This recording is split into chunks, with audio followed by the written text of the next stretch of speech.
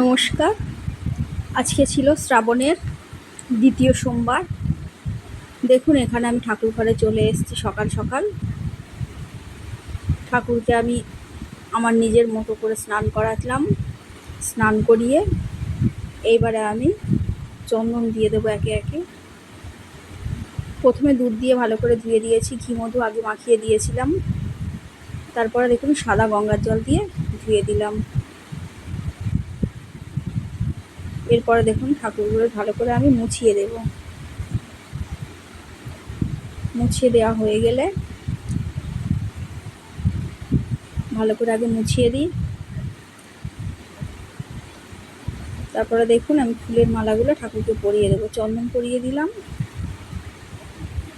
এবারে ফুলের মালা পরিয়ে দিচ্ছি।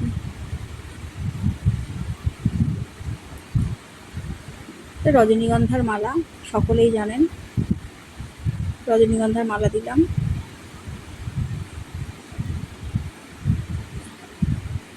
তারপরে আকন্দ ফুলের মালা দিলাম। এখানে বেলপাতা তুলে এনেছিলাম, আমাদের গাছেরই বেলপাতা। দেখুন ফ্রেশ বেলপাতা ঠাকুরের মাথায় দিতে হয়, একদম নিখুঁত বেলপাতা। ওটাকে আমি একটু চন্দন লাগিয়ে নেব।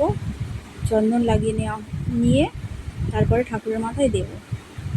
3টে বেলপাতা দিয়েছি, একটা হলুদ ফুলও দিয়ে দিলাম। এবারে অপরাজিতা ফুল দিলাম,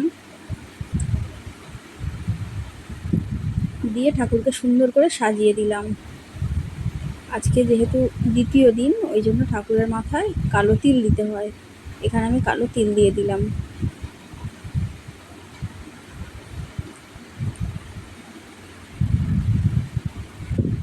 আস্তে আস্তে দেখুন আমি সব ঠাকুরের গলায় ফুলের মালা দিয়ে দিয়েছি।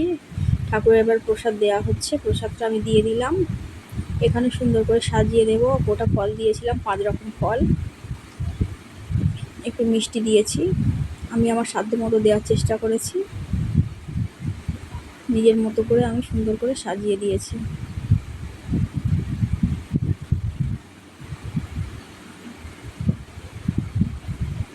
এইভাবে আমি ঠাকুরকে সেবা দিলাম।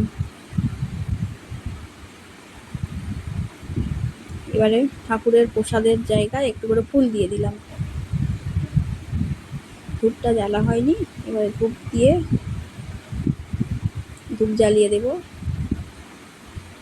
ধূপ বাতি সব জ্বালিয়ে দিয়েছি। ঠাকুরকে একটু ধূপ দেখিয়ে দিলাম।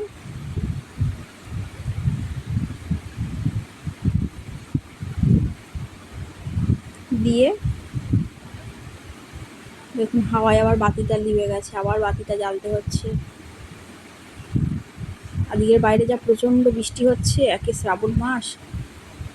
এখন মিনিটে মিনিটে বৃষ্টি আসছে, কখনো বৃষ্টি তো কখনো একটু রোদ উঠছে, তার মধ্যে হাওয়াও দিয়েছে খুব।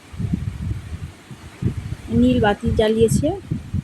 ভালো করে ঠাকুরকে একটু আরতি দেখিয়ে দিলাম। দেখিয়ে দিয়ে এবার আমি শঙ্খটা বাজিয়ে দেব।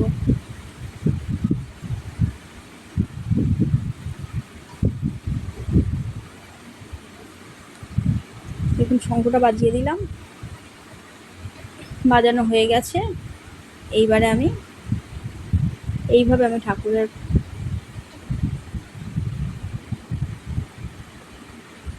দিই। ঠিক আছে, এই পর্যন্ত, টাটা।